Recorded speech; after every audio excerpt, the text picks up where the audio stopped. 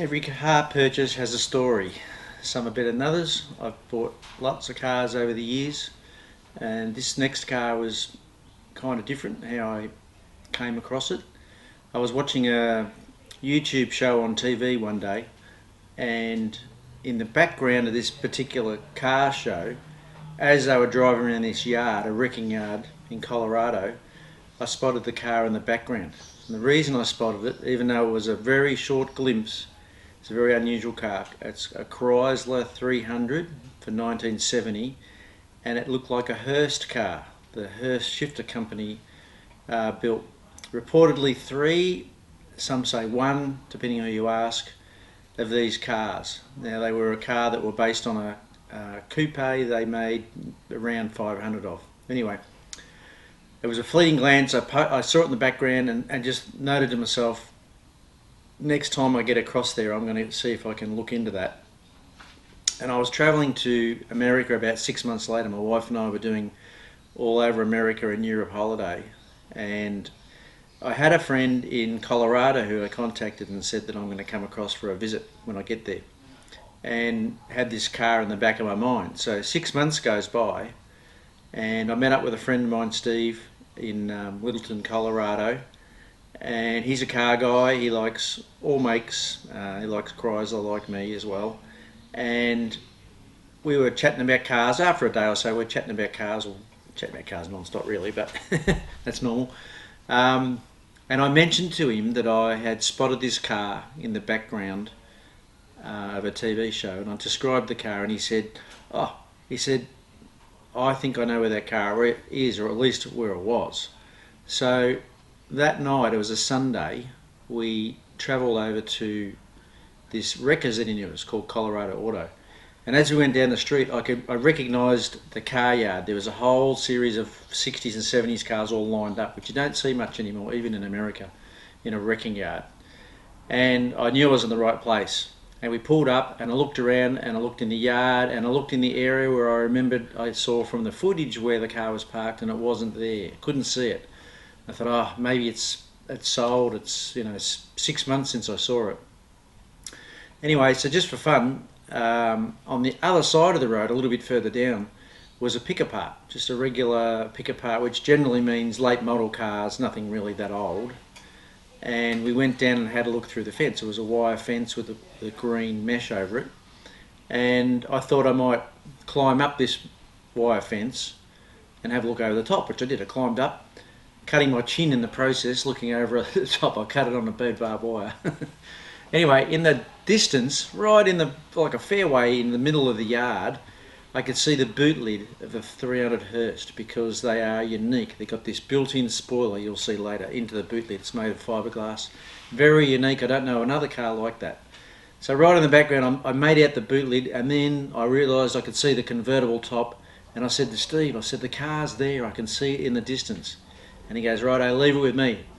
And my wife and I were flying out to, I think it was Baltimore the next day, so we had no opportunity to go, and Steve said he'd look after it. So about over the next period of about a week, Steve went and investigated and sent me a whole row of photos. This is the ones you'll be seeing at the start of the show. So all pictures of all aspects of the car. And I said to Steve, I want it, you got to get it. So within a few weeks, Steve had not only organised to buy it, he got a better deal, and he also transported it, took one of his cars out of his own garage and put it in the garage for me until I could get back. So how do you get help like that? I would never have got the car if I hadn't been to Steve, because he helped me all along the way. And because the car had no top, obviously it wasn't really ideal to leave outdoor in the weather. And that's how the car came about. Steve and Kathy were nice enough to put us up for a few more days. We came back after we did some more travelling. I came back to Colorado and prepared the car for shipping, because then you had to change things like brakes, take the asbestos out, and clean the car up. My thoughts are, the better the car looked, the better it was treated when it's been shipped. That's my experience. I've shipped lots of cars over the years. So I gave the car a good scrub inside out. We got it actually running and driving. So that was a really good fun few days, and had it prepared for shipping. And then once again Steve came in and helped and organised some transport guy that he knew and had a transport up to San Francisco to a shipper that I use, which I would later meet up with a car with another project which we're going to do later on in the channel, which met up with the 300 and the two cars were shipped home together.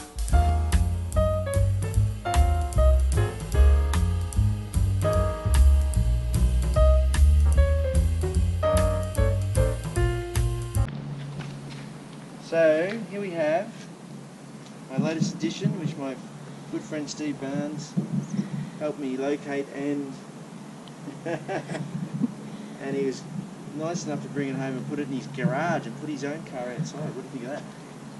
So it's a 1970 300 Kaiser convertible, and it's been made into a Hurst, which they only made one real one. Super hard car to remake and hard car to find. And we just got it running for the first time.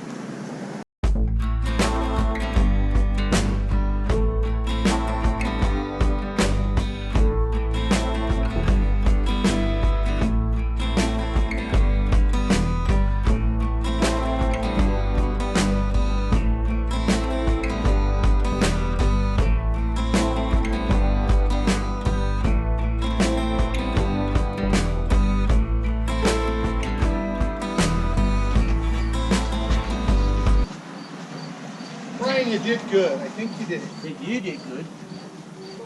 We did good. Yeah. How's that? Teamwork. It was great. Yeah, teamwork. You know, even that rear balance is pretty darn nice. It is, actually.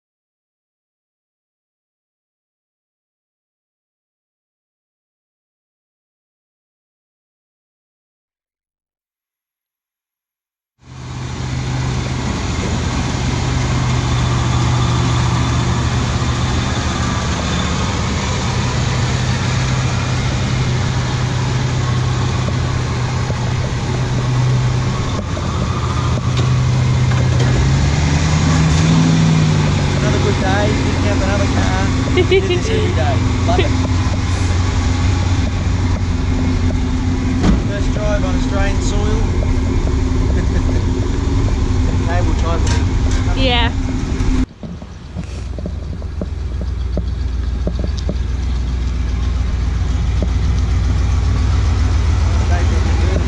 Yep.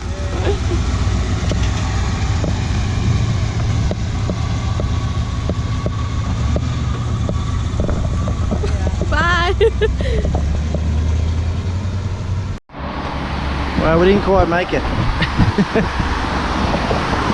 I think the main problem is the back brakes are hanging on. The poor thing's dragging the whole way. It was working hard. We've only got a couple of miles to go and I was hoping we'd make it, but it doesn't look like it right now. That's a pretty hot, steamy radiator. I think we're going to have to let it cool down for a while. Hopefully it'll be right after that. Righto.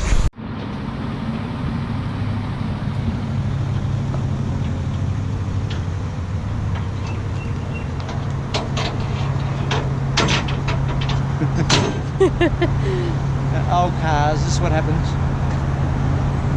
Couldn't you find a longer one? I could have.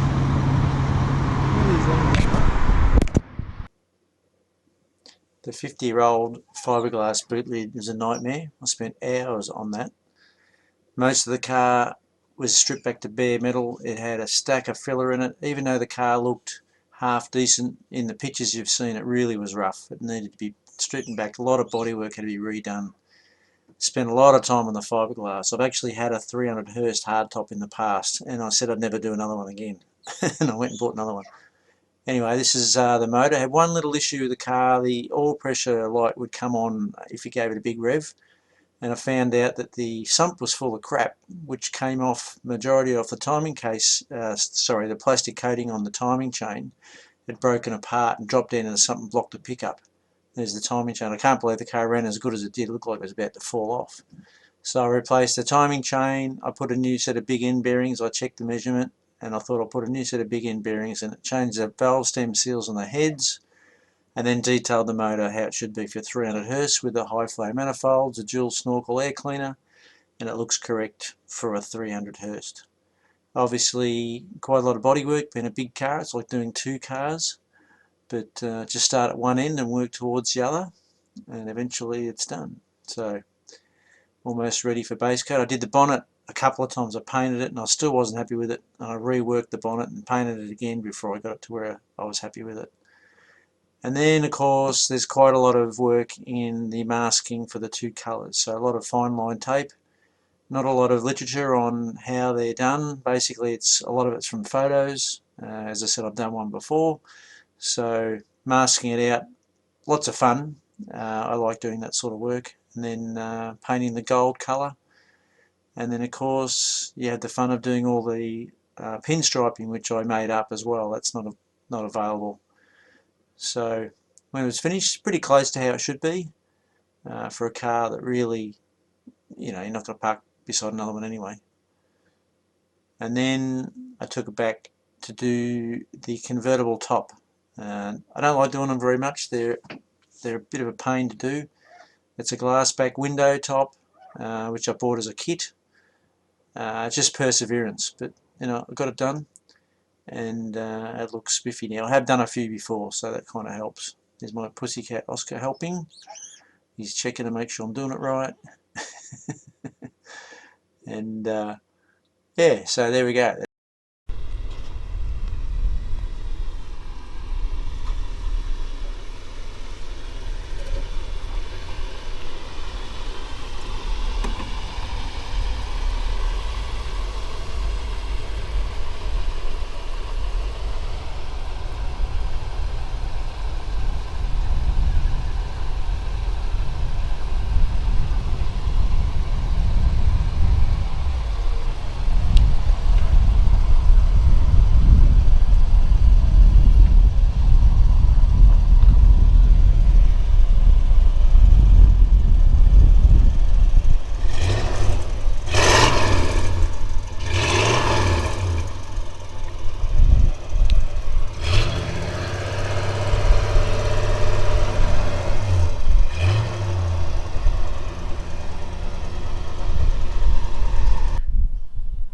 Obviously this is a tribute because they only made one actual 300 Hurst convertible, but very hard car to replicate in America. Would be very hard to find, let alone Australia, because the parts aren't being reproduced. So the unique parts to this car are the boot lid, quarter panel extensions and the bonnet, which are all made in fiberglass. So because they don't reproduce them, those parts have to come from a original 300 Hurst two-door hardtop, which they made approximately 500 depending on who you ask. So you have to start off with a Chrysler 1970 300 convertible, which this was, of course, which they made I think 1175 of. Then you have to get the fiberglass parts that came on the Hurst car, which they only made about 500 of, and they don't produce the parts anymore. So to put those together as a combination, very difficult. And then on top of that, the one-off car that was made for the owner of the Hurst company, I believe, was the same as this. So had exactly the same interior, the white Chrysler standard 300 interior, whereas all the two-door hardtops had the Imperial tan interior. But the one-off car had almost exact same options as this. So it's got the rim blow steering wheel, telescopic steering column, cruise control, 8-track stereo, power windows, power seats, cruise control, I think I said. So almost identical car to the one-off car, if you were trying to make a replica of that, of course. I wasn't too worried about that. I just thought the car was cool, and I wanted to have one. Actually, The car came up out of the blue. A friend of mine in Colorado actually helped me find it. There's a story behind that which I'll tell. Anyway, a very good rust-free Colorado car. Had virtually zero rust. It was really clean. Just had a horrible coat of paint on it. It was done up like a Hurst car in Colorado. I believe a Colorado senator owned the car. This is the story was behind it. And the car was left out at the Colorado, the airport, and consequently picked up by local council or whatever, and then it went to an auction, and then a place called Colorado Auto, which is a place that have a modern day pick apart, or they have a lot of old cars for restoration for sale, or even parts. So this car was in amongst that lot. The grills are unique on the 300 Hurst. The inlay was orange, whereas on the regular 300 was red. And the tips of the grill, each fin was painted silver, where on the 300 regular car they were all black. And obviously the surround was painted white that goes around the grill. That's unique to the 300 Hurst only. And of course the paint treatment, the gold with the orange and black accents, that's all unique to the 300 Hurst. And the badge, of course, is a one-off badge on the hood. Even the decals inside the wheels were unique only to a 300 Hurst. And this car basically represents all of that. And of course the deck lid. The only car I know of I've ever seen with a built-in spoiler like this that also blends into the quarter panel extension, so pretty cool. And then the chrome tips are basically a slightly modified Challenger tips, but that's what they had on the original 300 Hurst, and also the Sport Fury GTs. So they are correct for the car. Pretty cool look, quite unique.